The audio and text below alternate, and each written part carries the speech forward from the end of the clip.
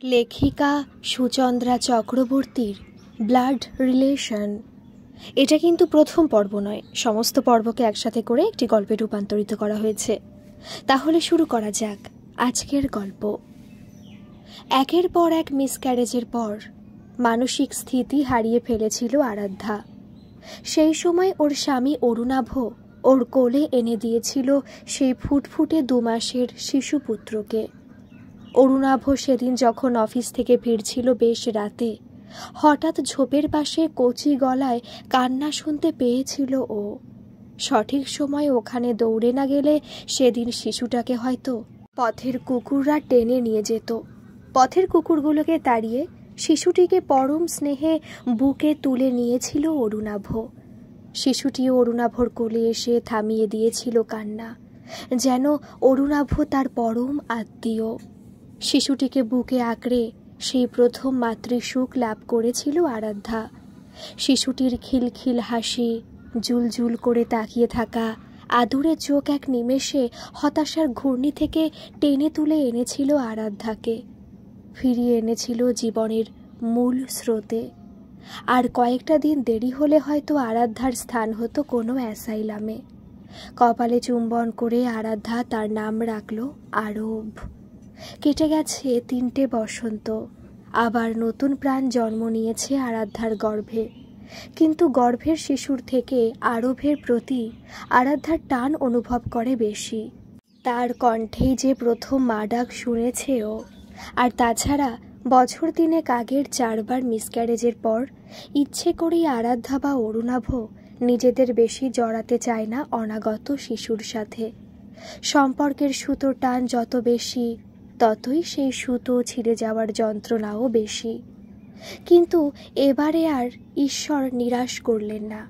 অনাগত শিশু স্বাভাবিকভাবেই ভূমিষ্ঠ হলো। আরাধ্যার কোলে শিশুকে দিয়ে নার্স হাসল। ছেলে হয়েছে আপনার ম্যাডাম। আরাধ্যার খুশি দেখে কে? সদ্যজাত সন্তানকে বুকে আঁকড়ে কান্নায় ভেঙে পড়ল ও।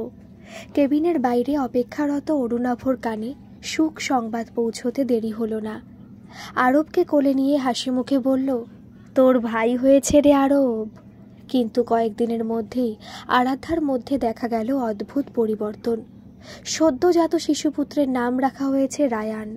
আরাধ্যা দিনের 24 ঘন্টা রায়ানকে নিয়ে ইদানিং এতই ব্যস্ত হয়ে পড়েছে যে আরবের দিকে সামান্যতম নজর পর্যন্ত পড়ে না ওর। এমনকি মাঝে মধ্যে ওকে দুধটুকু গরম করে দিতে পর্যন্ত ভুলে যায়। আপাতত আরবের সিংহভাগ দায়িত্ব বর্তেছে অরুণাভর ওপরেই। হাসি মুখে দায়িত্ব কাঁধে তুলে নিয়েছে ও। আরাধ্যাকে এর জন্য এতটুকু দোষারোপ করে না ও। একা মানুষ আর কত দিক সামলাবে।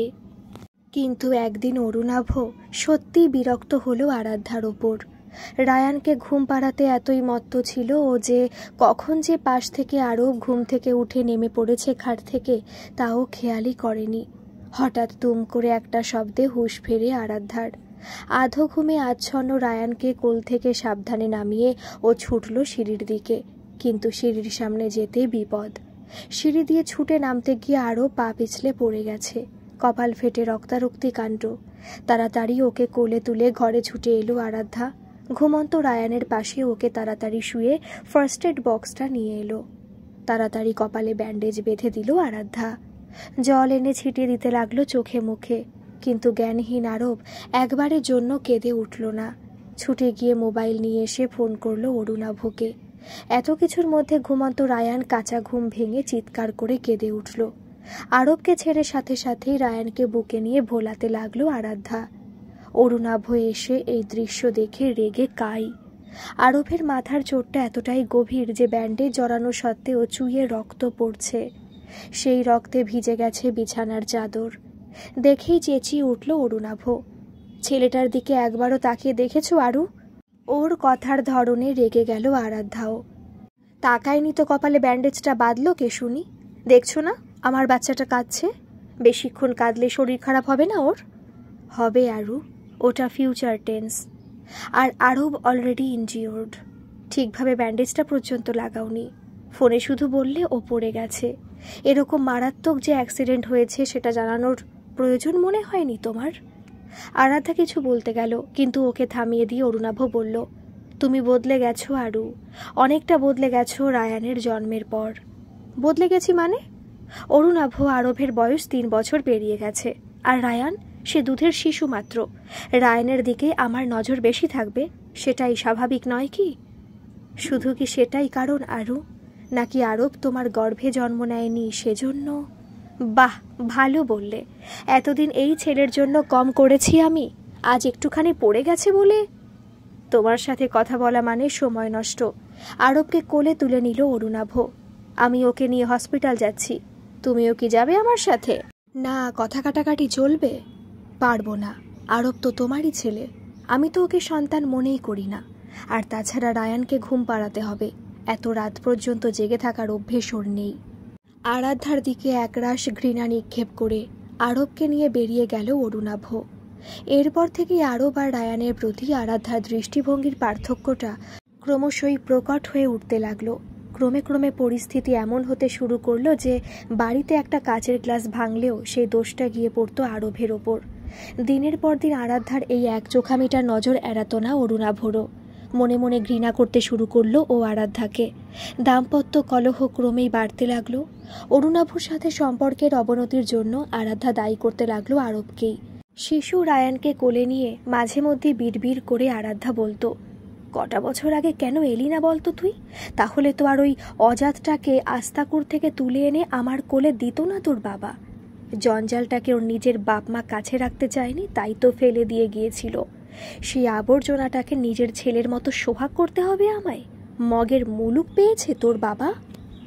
একদিন রাগের মাথায় আরবের প্রকৃত পরিচয়টাও মুখ ফসকে বলেই ফেলেছিল আরাধ্যা। আরব তখন পড়ে ক্লাস 11-এ আর রায়ান ক্লাস 8-এ। দুজনেই পড়াশোনায় ভালো হলেও আরব রায়ানের তুলনায় একটু বেশি মেধাবী। মার্কস, ক্লাসের র্যাঙ্ক এসবের দিক থেকেও বরাবরই রায়ানের থেকে এগিয়েই আছে। তবে তার জন্য অ্যাপ্রিসিয়েশন কেবলমাত্র অরুণাভর কাছ থেকেই পেয়েছে ও। রায়ানও মায়ের শিক্ষায় শিক্ষিত হয়ে আরবকে কেবল তাচ্ছিল্য ছাড়া আর কিছুই দেয়নি। আরাধ্যার মতো সেও তার বাবার প্রতি বিশ্রদ্ধ, শুধুমাত্র আরবের প্রতি অরুণাভর স্নেহের কারণেই। মাধ্যমিকে জেলার মধ্যে প্রথম হয়ে নিজের স্কুলেই সায়েন্সে ভর্তি হয়েছে আরব। অন্যদিকে রায়ানের ক্লাস 8-এর ফাইনাল খুব একটা আশানুরূপ হয়নি। অরুণাভ এই কারণে ছেলেকে একদমই দোষারোপ করেনি, বরং পরের পরীক্ষা যাতে ভালোভাবে দিতে পারে সেজন্য দাদার কাছ থেকে পড়া সংক্রান্ত সাহায্য নিতে বলেছে, আর সেখানে গোল বেঁধেছে। আরাধ্যা রেগে চেঁচিয়ে উঠেছে অরুণাভর ওপর। দিন রাত আরবের পেছনে যেভাবে পড়ে থাকো, ওর পড়াশোনা নিয়ে, কেরিয়ার নিয়ে, আমার রায়ানের দিকে কখনো ফিরেও তাকাও? শোনো, ওই আরবের চেয়ে আমার রায়ানের বুদ্ধিবৃত্তি অনেক ভালো। শুধু ওকে তুমি ভালো করে দেখভাল করো না বলে এক্সপেক্টেড রেজাল্টটা করতে পারছে না। দাঁত কিরমির করে উঠল আরাধ্যা। সারাদিন নিজের আনস্মার্ট বড় ছেলেকে নিয়েই পড়ে আছো। সারাদিন টেবিলে মুখ গুজে পড়ে থাকা ছাড়া আর কিছু পারে ও? তোমার কথাগুলো খুবই ইললজিক্যাল আরু। ফার্স্টলি, আমার কাছে 2 ছেলেই একই রকম ইম্পর্টেন্ট। কেউ কম নয়, কেউ বেশিও নয়। আর রায়ানকে আমি টাইম দিই না? রোজ অফিস থেকে ফিরে ওর ম্যাথস প্রবলেমগুলো সলভ করে দিই না? দীর্ঘশ্বাস ফেলে বলল অরুণাভ। আর সেকেন্ড কথাটা কি বললে? আরব আনস্মার্ট, সারাদিন বইয়ে মুখ গুজে বসে থাকে। গত মাসের ঘটনাটা এত তাড়াতাড়ি ভুলে গেলে আরু? আমি অফিসের কাজে দিন 7 বাইরে ছিলাম, তুমি সেই সময় ধুম জ্বর বাঁধিয়ে বসলে, বমি বন্ধ হচ্ছিল না। সেই সময় তোমার মুখের সামনে গামলাটা কে ধরেছিল? কপালে জলপট্টি বা কে দিয়েছিল?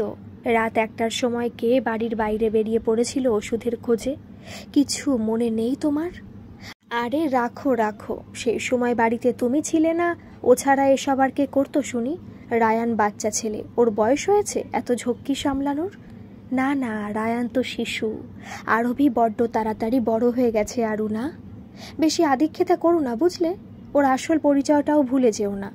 আমরা যদি ওকে কুড়িয়ে না আনতাম, ওকে হয় আজ রাস্তায় ঘুরে ঘুরে ভিক্ষা করতে হতো, নইলে সেই রাতেই শিয়াল কুকুরে। আরও পাশের ঘরেই আছে, আস্তে কথা বলো। শুনবে? শুনুক গে। সত্যিটা একদিন না একদিন তো ওকে জানতে হবেই নাকি? এই যে আমাদের দোতলা বাড়িটা, এছাড়াও আর যা যা সম্পত্তি আছে, তুমি কি ভেবেছ এসবের সমান ভাগ আমি ওই রাস্তার ছেলেকে পেতে দেব? মোটেও না। ওকে নিজের সীমাটা বুঝতে হবে বই কি। বাইরে থেকে যাকে তাকে তুলে এনে রাজপোশাক পরালেই সে রাজপুত্র হয় না। আরও ঘৃণা আর বিস্ময় মিশ্রিত চোখে অরুণাভ তাকালো আরাধ্যার দিকে। মনে মনে ছেলেটাকে এতটা ঘৃণা করো তুমি? ছি। আরব অনেকক্ষণ আগেই এসে দাঁড়িয়েছে ঘরের দরজার ঝুলন্ত পর্দার আড়ালে। যে সত্যি এতদিন বহু কষ্টে গোপন রেখেছিল অরুণাভ, সেই সত্যি আজ হঠাৎ করে এভাবে প্রকাশ পাওয়ায় নিদারুণ আঘাতে জর্জরিত হলো আরব। স্বামী স্ত্রীর মধ্যে চলল বহু বাগবিতণ্ডা। ঝগড়ার শেষে অরুণাভ চেঁচিয়ে বলল, থাকো তুমি এখানে রায়ানকে নিয়ে, আমি আজকেই আরবকে নিয়ে এই বাড়ি ছেড়ে অন্য কোথাও চলে যাব। খরচে চিন্তা করো না, মাসে মাসে টাকা পেয়ে যাবে। রেগে মেগে অরুণাভ আরবের ঘরে এসে দেখে শূন্য ঘরটা যেন তার বাসিন্দার অনুপস্থিতিতে হাহাকার করছে। স্টাডি টেবিলে রাখা বইটা খুলে রাখা, জানালা থেকে আসা অবাধ্য বাতাস বইয়ের পাতাগুলোকে উল্টে পাল্টে দেখছে নিজের মর্জিতে। বইটা বন্ধ করে র্যাকে তুলে রাখতে গিয়ে অরুণাভ দেখে একটা ভাঁজ করা কাগজ, তার ওপর পেপার ওয়েট চাপানো। তাড়াতাড়ি পেপার ওয়েটটা তুলে কাগজটা চোখের সামনে মেলে ধরল। আরও বড় যত্নে চিঠি লিখেছে তার বাবাকে। ছেলেবেলা থেকেই ভাই আর আমার প্রতি মায়ের ব্যবহারে পার্থক্যটা নজরে পড়েছে আমার বারবার, কিন্তু প্রতিবার ভেবেছি হয়তো আমি মায়ের বড় সন্তান, দায়িত্ব কর্তব্যের ভাগটা আমার ওপরেই বেশি বর্তায়। তাই মা আমাকে জীবনের বাস্তবতা শেখাচ্ছে। আজ মায়ের সেই শিক্ষা সম্পূর্ণ হয়েছে বাবা। জীবনের চরম বাস্তবতা আজ আমি শিখলাম, নতুন করে জানলাম নিজেকে। জানো বাবা, এই বাড়ির সবার ব্লাড গ্রুপ বি পজিটিভ, শুধু আমারই এ পজিটিভ। এই ব্যাপারটা নিয়ে বন্ধুরা খুব খ্যাপাতো আমায়, বলতো, দেখ গে যা, তুই হয়তো ওই বাড়ির ছেলেই নোস, তোকে রাস্তা থেকে কুড়িয়ে এনেছে। আমি হেসে উড়িয়ে দিতাম, স্বপ্নেও ভাবিনি ওদের সেই সামান্য মজাটা এভাবে আমার জীবনের সবচেয়ে বড় সত্যি হয়ে দাঁড়াবে। মায়ের একটা কথাও ভুল নয় বাবা, আজ আমি যেখানে দাঁড়িয়ে আছি সবটাই তোমাদের দয়ায়, করুণায়। অনেক টাকা সময় নষ্ট হয়েছে তোমাদের আমার জন্য, কিন্তু আর নয়। আর এই অজ্ঞাত কুলশীল ছেলেটা তোমাদের জীবনের ঝামেলা হয়ে থাকবে না। আমি চললাম বাবা। স্কলারশিপ থেকে যেটুকু টাকা পেয়েছি সেটুকু দিয়ে বস্তি এলাকায় একটা কুড়ে ঘর ভাড়া নিশ্চয়ই পেয়ে যাব বলো। টিউশনও কয়েকটা ঠিক জোগাড় করে ফেলবো। তোমাদের সম্পত্তি বাড়ি কিচ্ছু আমি নেব না বাবা, ওগুলোতে আমার বিন্দুমাত্র অধিকার নেই, ও সব রায়ানেরই প্রাপ্য। মায়ের সাথে আর ঝগড়া করো না বাবা, রায়ানকে নিয়ে ভালো থেকো, আমাকে নিয়ে ভেবো না। রাস্তার ছেলে, রাস্তাতেই আবার ফিরে যাচ্ছি। আরও চিঠিটার জায়গায় জায়গায় অশ্রু জলের ছাপ। চিঠিটা বুক পকেটে ভরে ছুটে বেরিয়ে গেল অরুণাভ। সেদিন অরুণাভ একা বাড়ি ফিরল সন্ধ্যের পর। ওর চোখ মুখ বিধ্বস্ত, হতাশার ছাপ স্পষ্ট। কি ব্যাপার, এত দেরি হলো কেন ফিরতে? অরুণাভ কোনো উত্তর না দিয়ে চুপচাপ নিজের ঘরে চলে যাচ্ছিল। আরাধ্যা চেঁচিয়ে উঠল, তার রাজপুত্রের বুঝি ঘরে ফেরার স্বাদ হলো না? এতক্ষণে অরুণাভ ঘুরে তাকালো। আমার আরব সত্যিই রাজপুত্র, আর তুমি যা করেছ তারপরেও তার বাড়ি ফেরার স্বাদ জাগবে বলে মনে হয়? শোনো আরু, ওর শরীরে আমার রক্ত না বইলেও আত্মসম্মান বোধটা আমার মতোই আছে ওর। এত কিছুর পরও এখানে আসবে না মানে? মুখ বেঁকিয়ে বলল আরাধ্যা। ওর সাতকুলে আর কে আছে শুনি যে ওকে আমাদের মতো রাজার হালে রাখবে? চাল নেই, চুলো নেই, তার আবার এত তেজ। বুঝি রায়ানের মা, সবটা বুঝি। ও বাড়িতে না থাকলেও তো বিপদ। আমি যখন অফিস ট্যুরে বাইরে যাব তখন বাজার হাট থেকে শুরু করে টুকিটাকি জিনিসপত্র কিনে আনার জন্য বিনে মাইনের চাকরটা হাতছাড়া হয়ে গেল যে, তাই না? বাজে কথা রাখো। তা সেই মহারাজ এখন কোন চুলোয় আছেন শুনি? কোথায় রেখে এলে তাকে? সেটা জানার রাইট তুমি হারিয়েছ আরু। শুধু জেনে রাখো, আমিও তার সাথে থাকতে চেয়েছিলাম। সেই বলল আমি যেন তোমাদের কাছে ফিরে আসি। সে একা একা দিব্যি মানিয়ে নেবে। আরাধ্যা উত্তর দিল না, মুখ বেঁকিয়ে চলে গেল নিজের ঘরে। রায়ানও অনুসরণ করল মাকে। কেটে গেছে অনেকগুলো দিন। অরুণাভ আর আরাধ্যার মাঝে আজ আর কিছুই অবশিষ্ট নেই। দূরত্বের পাঁচিল ক্রমশ মোটা হয়েছে আরব এই বাড়ি ত্যাগ করার পর। অরুণাভ আর আরাধ্যা এক ঘরে থাকে না পর্যন্ত। আরাধ্যা আর রায়ান থাকে একটা ঘরে, আর অরুণাভ থাকে অন্য ঘরে, আরবের স্মৃতি আঁকড়ে। মাঝে মধ্যে খুব মন খারাপ হলে ওকে ফোনও করে। স্বামী স্ত্রীর মধ্যে কথাবার্তা দূরে থাক, মুখ দেখা দেখি পর্যন্ত বন্ধ। খুব জরুরি প্রয়োজন হলে রায়ানকে সেতু করে কথা বিনিময় হয় দুপক্ষের মধ্যে। আরাধ্যা প্রাণপণে সাপ সাপান্ত করে চলে আরবকে। সব কিছুর জন্য ওকেই দায়ী করে মনে মনে আজও। সময় আর নদী, এরা দুজন কখনোই কারোর জন্য থেমে থাকে না। কেটে গেছে 10-12টা বছর। অরুণাভ হার্ট অ্যাটাকে মারা গেছে। চিকিৎসারত ডাক্তার জানিয়েছেন পেশেন্ট প্রেশার চেক করাননি বহুদিন, ওষুধও খেতেন না নিশ্চয়ই রেগুলার। সেই জন্যই তো হঠাৎ প্রেশার বেড়ে স্ট্রোক হয়ে। সেই দিনই প্রথম আরাধ্যা নিজের দোষ উপলব্ধি করে। অরুণাভর বুকে আছাড়ে খেয়ে কাঁদতে কাঁদতে বলেছিল, ওকে আমি মেরেছি ডাক্তার, আমি মেরেছি। ও নিজেকে কেন যত্ন করতো না তা আমি জানি, তবু কিচ্ছুটি করিনি ওর জন্য, কিচ্ছুটি না। অরুণাভ মারা যাওয়ার পর আরাধ্যা পাগলের মতো খুঁজেছিল আরবকে, কিন্তু খুঁজে পায়নি তাকে। যে মানুষ স্বেচ্ছায় হারিয়ে যায় তাকে কি আর এত সহজে খুঁজে পাওয়া যায়? অরুণাভর ঘরটাও তন্ন তন্ন করে খুঁজেছিল আরাধ্যা, যদি আরবের ঠিকানা পাওয়া যায় কোনোভাবে, কিন্তু পায়নি। অভিমানী অরুণাভ সামান্য ক্লু পর্যন্ত রেখে যায়নি। হাউ হাউ করে কাঁদতে কাঁদতে আরবের ঘরের মেঝেতে বসে পড়ল আরাধ্যা। কেটে গেল আরও বছর 5। আরবের খোঁজ আজও পায়নি আরাধ্যা। বারবার বিফল মনোরথ হয়ে শেষ পর্যন্ত হাল ছেড়ে দিয়েছে। অন্যদিকে রায়ান একটা ছোটোখাটো অফিসে চাকরি পেয়েছে। বিয়ে করে নতুন বউ এনেছে ঘরে, নাম তার দিব্যা। কি সুন্দর চাঁদপানা মুখ মেয়েটির। রায়ান ভালোবেসে বিয়ে করেছে তাকে। দেখেই চোখ যেন জুড়িয়ে যায় আরাধ্যার। নিজের সেই দিনগুলোর কথা মনে পড়ে যায় ওর। মনে মনে অরুণাভকে বলে, তোমাকে বড্ড মিস করি গো, বড্ড মিস করি। বউয়ের সামান্যতম অসুবিধাও সহ্য করতে নারাজ রায়ান। এই বাড়িটা বিয়ের আগে রায়ানের নামে লিখে দিয়েছিল আরাধ্যা। তা সত্ত্বেও মাঝে মধ্যেই দিব্যার বাবার বিয়েতে উপহার দেওয়া ফ্ল্যাটে গিয়ে থাকে ওরা। ওদের অনুপস্থিতিতে আরাধ্যার বড্ড একা লাগে নিজেকে। মনে হয় এত বড় বাড়িটা যেন গিলতে আসছে ওকে। সে কথা জানাতেই রায়ান বিরক্তির স্বরে বলে উঠল, প্লিজ মা, আমরা নিউ ম্যারিড কাপল, একটু প্রাইভেসি দরকার হয়, বোঝো না? কিন্তু আমি তো তোদের প্রাইভেসিতে হস্তক্ষেপ করি না রায়ান। কি যে বলো মা, আমরা দুজন টাইম স্পেন্ড করি, তুমি বারবার এসে ঘরের দরজায় নক করতে থাকো, অনেক সময় নক না করেও চলে আসো, মিনিমাম কমন সেন্সও তো নেই।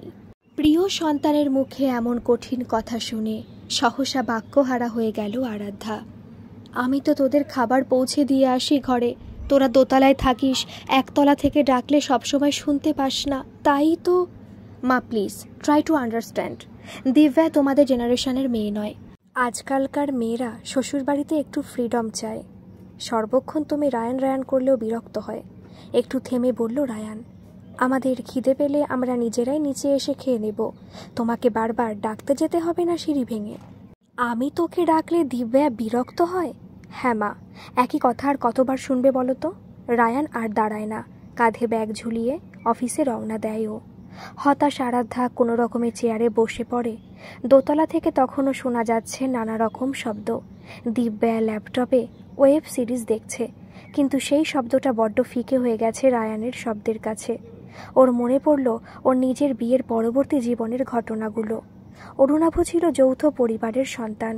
ওর বাবারা ছিলেন 3 ভাই, সকলে মিলেমিশে থাকতেন সব সময়। অরুণাভ ছিল বাড়ির সবচেয়ে বড় আর মেধাবী ছেলে। ও যখন সরকারি অফিসারের চাকরিটা পেল, বাড়ির সকলে খুশিতে কেঁদে ফেলেছিলেন। সেদিন সন্ধেতেই বাড়িতে হয়েছিল আনন্দানুষ্ঠান। আজকের ভাষায় যাকে বলে সেলিব্রেশন পার্টি। পাড়াপড়শি আত্মীয় স্বজনকে ডেকে শুধু মিষ্টি বিলি করা হয়নি, পাত পেরে বসে খাওয়ানোও হয়েছিল। অরুণাভ প্রতিজ্ঞা করেছিল কোনো পরিস্থিতিতেই পরিবার থেকে দূরে যাবে না ও, ছাড়বে না এই বাড়িও। আরাধ্যাকে পছন্দ করে বিয়ে করেছিল ও। কিন্তু বিয়ের পরই বাড়িতে শুরু হয় বিপত্তি। অবস্থাপন্ন বাড়ির একমাত্র মেয়ে যৌথ পরিবারে এসে যেন অথই জলে পড়েছিল। বাড়ির মহিলা মহল চেয়েছিল আর 5টা বউয়ের মতো আরাধ্যাও হেসেল সামলাক, পঞ্চব্যঞ্জন রেঁধে খাওয়াক স্বামীকে। সকালে তাড়াতাড়ি ঘুম থেকে উঠে ঠাকুরের ভোগ রান্না করুক, সন্ধেবেলায় কাঁচা কাপড় পরে তুলসী তলায় প্রদীপ দিক। এত রকম নিয়মের বহর শুনে ভ্যা করে কেঁদে ফেলেছিল আরাধ্যা। অরুণাভ ওকে সান্ত্বনা দিয়ে বলেছিল, তোমাকে এসব কিচ্ছু করতে হবে না আরু, আমি সবাইকে বুঝিয়ে বলবো। নিজের বাড়িতে তুমি যেভাবে থাকতে এখানেও ঠিক তেমনভাবেই থাকবে, কেউ কিচ্ছুটি জোর করবে না তোমায়। কিন্তু বাড়ির সকলে বেঁকে বসলেন। সংসারে শুরু হলো নিত্যদিনের অশান্তি। বাড়ির অন্য ছেলেদেরও বিয়ে হয়ে গেছে ততদিনে। পরিবারের বড় বউ সংসারের কাজে হাত না লাগালে তারাও কুটুতি নাড়তে আপত্তি করছিল। বাধ্য হয়েই বেগতিক বুঝে আরাধ্যাকে ওই বাড়ি থেকে বের করে নিয়ে এসেছিল অরুণাভ। অথচ দিব্যা, তাকে তো এমন পরিস্থিতির সম্মুখীন হতেই হয়নি। তবুও তার এত সমস্যা শাশুড়িকে নিয়ে, এত বিরক্তি, অভিমানে, দুঃখে, ক্ষোভে সেদিন খাবার মুখেই তুলল না আরাধ্যা। রায়ান বা দিব্যার সেদিকে খেয়াল পর্যন্ত নেই। ওরা সময় মতো নিজেদের খাবার নিয়ে দোতলায় চলে গেল।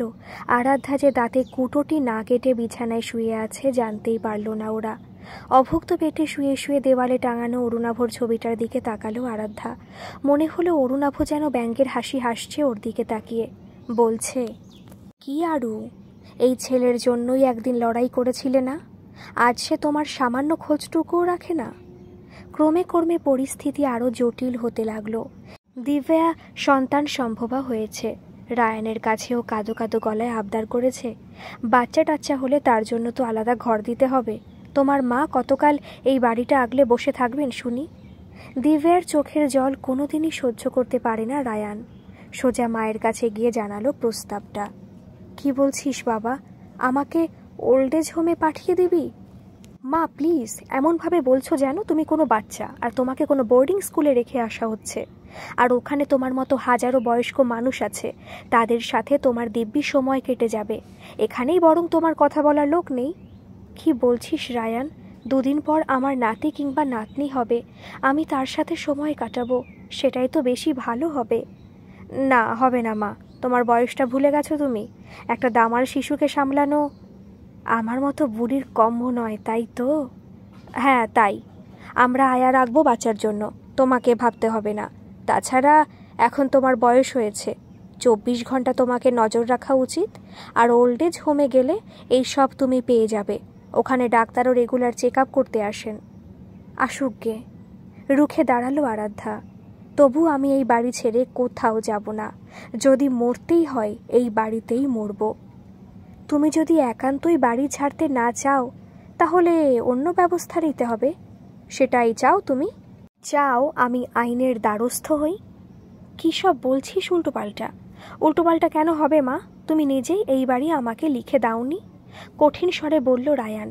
বাড়িতে কে থাকবে আর কে বেরিয়ে যাবে সেটা বাড়ির মালিকই ঠিক করবে। তাই আমি... কথা শেষ হওয়ার আগে আরাধ্যা নিজের ঘরে ঢুকে দরজাটা সজোরে বন্ধ করে দিল। কান্নায় ভেঙে পড়ল অরুণাভর ছবিটা বুকে নিয়ে। রায়ান আর দিব্যা চোখ চাওয়াচাই করল। স্বামী স্ত্রীর মধ্যে সেদিন অনেক রাত পর্যন্ত চলল সলা পরামর্শ। পরের দিন সকালে রায়ান আর দিব্যা কেঁদে পড়ল আরাধ্যার বন্ধ দরজার সামনে। উই আর ভেরি সরি মা, প্লিজ দরজাটা খোলো, তোমাকে এই বাড়ি ছেড়ে কোথাও যেতে হবে না। বেশ কিছুক্ষণ কাকুতি মিনতির পর আরাধ্যা দরজা খুলে বেরিয়ে এলো। রায়ানকে বুকে টেনে নিল। চোখ থেকে ঝরে পড়ল আনন্দাশ্রু। কাল আমার মাথা ঠিক ছিল না গো মা, অফিসে খুব কাজের প্রেশার চলছে তো কি বলতে কি বলে দিয়েছি, ওসব তুমি মনে রেখো না প্লিজ। জানতাম রায়ান, আমার ছেলে কখনো আমাকে সত্যি সত্যি বৃদ্ধাশ্রমে রেখে আসতে পারে। এরপর দিন সাথে খুব আনন্দ করে কাটলো আরাধ্যার। রায়ান প্রায় রোজই অফিস থেকে ফেরার পথে আরাধ্যার জন্য কিছু না কিছু নিয়ে আসে।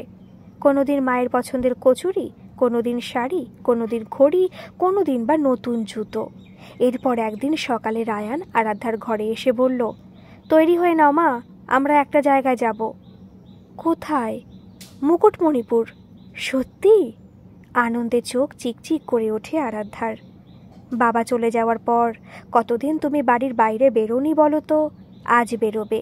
নাও তৈরি হয়ে নাও দেখি তাড়াতাড়ি। ওদিকে দিব্যাও রেডি। সুন্দর করে সেজে গুজে আরাধ্যা বেরিয়ে এলো ঘর থেকে। বাইরে অপেক্ষা করছিল ক্যাব। রায়ান, দিব্যা আর আরাধ্যা গিয়ে বসলো ক্যাবে। প্রায় ঘণ্টাখানেক পর ক্যাব এসে দাঁড়ালো স্টেশনের সামনে। প্ল্যাটফর্মে ট্রেনের অপেক্ষায় বসে রইল তিনজন। হঠাৎ দিব্যার গা গুলিয়ে উঠল। কোনো রকমে রায়ানকে বলল, রায়ান আমাকে ওয়াশরুমে যেতে হবে, মাথাটাও খুব ঘুরছে, কখন যে পড়ে টরে যাব কে জানে, তুমি একটু চলো না প্লিজ আমার সাথে। হ্যাঁ হ্যাঁ দিব্যা চলো। মা তুমি 5 মিনিট বসো, আমরা এক্ষুনি আসছি।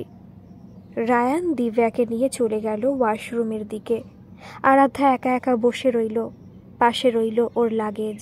কিন্তু আধ ঘন্টা চলে যাওয়ার পরও ওদের কারোর পাত্তা নেই। হঠাৎ আরাধ্যার কেমন খটকা লাগলো। রায়ান আর দিব্যা তো ওর সাথে মুকুটমণিপুর যাবে দিন 7 জন্য, অথচ ওদের লাগেজ তো তেমন কিছুই নেই। ব্যাগের মধ্যে কেবল দিব্যার ভ্যানিটি ব্যাগ আর রায়ানের ওয়ালেটটা ছিল। ক্যাবে আসার সময় আরাধ্যা ভেবেছিল ওদের লাগেজ বুঝি ডিকিতে তুলে দিয়েছে। ওরা ফিরলে এই ব্যাপারটা জিজ্ঞেস করবে ভেবে অপেক্ষা করতে লাগলো আরাধ্যা। সকাল পেরিয়ে দুপুর হয়ে গেল, তবু ফিরল না আরাধ্যার প্রিয় সন্তান। আরাধ্যা ফোনের পর ফোন করে গেছে, তবু ওপাশ থেকে রিসিভ করেনি কেউই। এতক্ষণে সবটা জলের মতো পরিষ্কার হলো আরাধ্যার কাছে। সোজা কথায় বাড়ি ছাড়তে রাজি হয়নি বলে আঙুল বেঁকিয়েছে সুযোগ্য পুত্র আর পুত্রবধূ। 7 দিনের জন্য বেড়াতে যাচ্ছে জেনে বেশিরভাগ শাড়িও গুছিয়ে এনেছিল। ছেলের বুদ্ধির তারিফ করে মলিন হাসল। মাকে আর মায়ের শাড়িগুলোকে বের করে দেওয়ার খাসা পরিকল্পনা বানিয়েছে বটে রায়ান। তারপরই ওর মনে হয় স্ত্রী বুদ্ধির আভাস রয়েছে যেন ঘটনাটায়। হাসি আরও জোরদার হয় ওর মুখে। নিজের এই স্ত্রী বুদ্ধি নিয়ে একসময় বড্ড গর্ব ছিল ওর। সেই গর্ব আকাশ ছুঁয়ে যেদিন আরব স্বেচ্ছায় বাড়ি ছেড়ে বেরিয়ে গিয়েছিল। আবার সেই গর্বই মাটিতে মিশে পায়ের ধুলোর মতোই মূল্যহীন হয়ে গিয়েছিল সেদিন, যেদিন অরুণাভ মারা গিয়েছিল। আজ সেই গর্ব ভূপৃষ্ঠ ভেদ করে পৌঁছেছে পাতালের গর্ভে। আরবের প্রতি করা অন্যায়গুলো বারবার চোখের সামনে ভেসে উঠেছে। সম্পত্তির কাড়াকড়িও দাবি না করে বাড়ির মায়া ত্যাগ করেছে সে। আর যে সন্তানকে সারা জীবন বুকে আগলে রেখেছে, যার দোষ অন্যায়গুলো এতকাল প্রশ্রয় দিয়ে এসেছে, ও দেখেও না দেখার ভান করেছে, সেই সন্তানই আজ প্রমাণ করেছে রাস্তা যে কারোর যখন তখন আশ্রয় হয়ে উঠতে পারে। আপনজনহীন মানুষ রাস্তা ছাড়া আর কোথায় আশ্রয় পায়? শিশু আরবের ক্ষেত্রেও হয়নি তার ব্যতিক্রম। কখনো সন্তানকে মা বাবা ফেলে যায় রাস্তায় অযত্নে, আবার কখনো মাকে ফেলে যায় সন্তান। ততক্ষণে বিকেল গড়িয়ে সন্ধে নেমেছে। অফিস ফেরত যে চাকুরিজীবীরা এতক্ষণ ভিড় বাড়াচ্ছিল স্টেশনের, তারাও যে যার গন্তব্যে ফেরার ট্রেন ধরে ফিরে গেছে নিজস্ব ঠিকানায়। সহসা ডুকরে কেঁদে উঠল আরাধ্যা। ওর মনে হলো সেদিন ঝোপে পাশে পড়ে থাকা 2 মাসের শিশুটার মতোই ও একা। অথচ আরাধ্যা তো অজ্ঞাত কুলশীল ছিল না, মা বাবার আদরের অভিমানী কন্যা ছিল। সেদিনের সে নিষ্পাপ শিশুটার মুখটা বড্ড মনে পড়ছে ওর, যাকে সযত্নে ওর কোলে তুলে দিয়েছিল অরুণাভ। হাউ হাউ করে কাঁদতে লাগলো, কানে বাজতে লাগলো অরুণাভর সেই কথাগুলো। আরু, কখনো বুমেরাং দেখেছ? যদি না দেখে থাকো ভবিষ্যতে দেখতে পাবে, কিন্তু সেদিন তুমি পাশে কাউকে পাবে না যে সেই বুমেরাঙের হাত থেকে তোমাকে আগলাবে। চোখের জল শুকিয়ে গেছে আরাধ্যার। ও বসে আছে একটা পাথরের মূর্তির মতো। হঠাৎ চমকে উঠল। ওর দিকে হাসি মুখে এগিয়ে আসছে। ও কে? এ যে বছর 5 আরব। সেই মুখ, সেই চোখ, সেই হাসি, সব কিছু হুবহু এক। আরাধ্যার প্রথমে মনে হলো শোকের মধ্যেও হ্যালুসিনেট করছে, কিন্তু ভালোভাবে তাকিয়ে দেখল ওর চোখ ওর সাথে প্রতারণা করেনি। সত্যি ফুটফুটে শিশুটা হাসি মুখে দৌড়ে আসছে। শিশুটা ছুটে আরাধ্যাকে পেরিয়ে সামনের দিকে যেতেই আরাধ্যা ওকে ধরে ফেলল। এক টানে ওকে বুকে জড়িয়ে ধরে বলল, আরব, আমার আরব, আমার সোনা। শিশুটি অচেনা মানুষের এহেন ব্যবহারে অবাক হয়ে গেল। কোনো রকমে নিজেকে মুক্ত করে আধো আধো গলায় বলল, তুমি কে গো? আমি তো আরব নই। আরাধ্যা অবুঝ শিশুর মতোই কাঁদতে কাঁদতে বলতে লাগলো, তোর সাথে অনেক অন্যায় করেছি বাবা, খুব অন্যায় করে ফেলেছি। আর তুই আমার কাছ থেকে দূরে যাস না সোনা, প্লিজ আরব। আমি তো বললাম আমার নাম আরব নয়, আমি আদিত্য। আরব আমার বাপির নাম। চমকে উঠল আরাধ্যা। তোমার বাপি? কোথায় তোমার বাপি? আমাকে নিয়ে যাবে তার কাছে? আদি? নারী কণ্ঠস্বর শুনে ফিরে তাকালো আরাধ্যা। সালোয়ার পরিহিতা একজন যুবতী এসে দাঁড়ালো ওর সামনে। তোমার দুষ্টুমি দিন দিন বাড়ছে। ছুটতে ছুটতে এতদূর চলে এসেছো তুমি। আমি আর তোমার বাবা এদিকে হয়রান হয়ে গেলাম তোমাকে খুঁজতে খুঁজতে। বাবা ভীষণ রেগে গেছে আদি, তাড়াতাড়ি এসো। খুব দুরন্ত না? হবেই তো। আরব যে এরকমই ছিল, এতটাই দুরন্ত ছিল যে একবার সিঁড়ি থেকে দৌড়ে নামতে গিয়ে মাথা ফাটিয়ে সে কি কাণ্ড। এতক্ষণে আরাধার দিকে নজর পড়ল যুবতীর। আপনি আরবকে চেনেন? হাসি খেলে গেল ওর মুখে। এতদিন জানতাম এই দুনিয়ার বুকে ওর কেউ নেই, শুধু বাবা ছাড়া। বাই দ্য ওয়ে, আপনি ওর কে হন? সব বলবো মা, আগে আরবের কাছে আমাকে নিয়ে চলো। মেয়েটি আরাধ্যাকে নিয়ে চলল। প্রত্যেকটা পদক্ষেপ যেন 1 মাইলের মতো মনে হচ্ছিল আরাধ্যার। বুক ধড়ফড় করছিল ভীষণ। মিনিট 5 রাস্তা পেরিয়ে যখন পৌঁছালো আরাধ্যা, দৃষ্টি স্থির হয়ে গেল ওর। এ কোন আরবকে দেখছে ও? কোথায় গেল সেই সরল হাসি? দাড়িগোফের জঙ্গলের আড়ালের মুখটায় শুধুই গাম্ভীর্যের ছাপ, 2 চোখ ভরা একরাশ অভিমান। যেদিন আরব বাড়ি ছেড়ে বেরিয়ে গিয়েছিল সেদিন আরবের এই চোখ দুটো দেখেছিল আরাধ্যা। চোখ স্থির হয়ে গেছে আরবেরও। সেদিনের মধ্যবয়স্ক যে মুখটা সর্বদাই রাগ আর বিরক্তিতে পরিপূর্ণ থাকত, আজ সেই মুখটা বৃদ্ধ হয়েছে। রাগ আর বিরক্তির পরিবর্তে সেখানে ফুটে উঠেছে স্নেহ আর অনুতাপ। বছর 15 পর একসময় জীবনের অন্যতম প্রিয়জনকে এভাবে চোখের সামনে দেখে বাকরুদ্ধ হয়ে পড়েছে আরব। পরক্ষণে নিজেকে সামলে নিয়ে বলল, আপনাকে তো ঠিক চিনলাম না। কে আপনি? তুমি ওনাকে চেনো না? কিন্তু উনি তো তোমাকে চেনেন। তুমি যে ছেলেবেলায় পড়ে গিয়ে মাথা ফাটিয়েছিলে তাও উনি জানেন। উনি আমার কেউ হন না দিয়াশা, আমি ওনার কেউই হই না। কোনো রক্তের সম্পর্ক নেই আমাদের। উনি অন্য কোনো আরবের সাথে আমাকে গুলিয়ে ফেলছেন। আরাধ্যা পায়ে পায়ে এগিয়ে গেল আরবের দিকে। ওর গালে কপালে হাত বুলিয়ে বলল, আমি অনেক অন্যায় করেছি, সবই জানি আমি। তবুও কি এই অভাগা মাটাকে ক্ষমা করা যায় না? আরব নিজেকে দূরে সরিয়ে নিল। দিয়াশার উদ্দেশ্যে বলল, আমাদের ট্রেন আর একটু পরেই, দেরি হয়ে যাচ্ছে, তাড়াতাড়ি রেডি হয়ে নাও। বেশ, স্বীকার করবি না তো আমাকে? তাহলে যাওয়ার আগে এও শুনে যা, কাল সকালে নিউজে পড়বি স্টেশনে পড়ে আছেন এক মৃত। প্লিজ, হাত জোর করে বলল আরব। আর ইমোশনাল ব্ল্যাকমেল করবেন না। এই করে করেই বাবাকে আপনি মৃত্যুর মুখে ঠেলে দিয়েছেন। তোর বাবার মৃত্যুর খবরটা পেয়েছিলি তুই? তাও একটিবার এলি না। যে বাড়ি আমার নয় সেই বাড়িতে কোন অধিকারে যাব বলুন তো? আর রইল বাবার কথা, সেদিন আমি বাড়ি ছেড়ে বেরিয়ে যাওয়ার পর কাছের একটা পার্কে বসেছিলাম চুপচাপ। বাবা আমাকে খুঁজে বের করে বাড়ি ফিরিয়ে আনতে চায়, কিন্তু আমি ফিরিনি। শেষ পর্যন্ত বাবা একটা বোর্ডিং স্কুলে ভর্তির ব্যবস্থা করে দেয় আমার। মেডিকেলে চান্স পেলাম, সেই খবরও জানতো বাবা। আবার এসেছিল কলেজে ভর্তির দিন। বাবা একটা মোবাইল কিনে দিয়েছিল আমায়, তাতেই রেগুলার কথাবার্তা হতো আমাদের। আপনি বা রায়ান যদিও এসবের কিচ্ছু জানতেন না। যাক ছাড়ুন। রায়ান কেমন আছে? বিয়ে করেছে? করেছে বাবা, আর সেজন্যই তো ওদের জীবনটা নির্ঝঞ্ঝাট বানিয়ে নিতে চাইছে। সবটা খুলে বলল আরাধ্যা।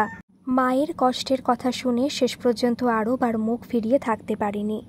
দিয়াশা সানন্দে শাশুড়িমাকে স্বাগত জানিয়েছে। ছোট আদিও তার ঠাম্মিকে পেয়ে খুবই খুশি। অন্যদিকে যার কারণে দিব্যা নিজের শাশুড়িকে বাড়ির বাইরে পাঠানোর জন্য কাকুতি মিনতি করেছিল, সেই বড় অভিমানে মাতৃজঠর ত্যাগ করেছে নির্ধারিত সময়ের আগেই।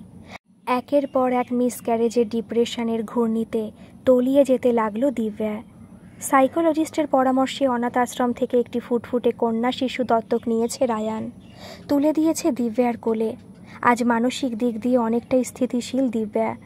2টো হেমন্ত পার হতে না হতেই আবার গর্ভবতী হয়েছে দিব্যা। ডাক্তারবাবু আশা দিয়েছেন এবার আর মিসক্যারেজের চান্স বিশেষ নেই।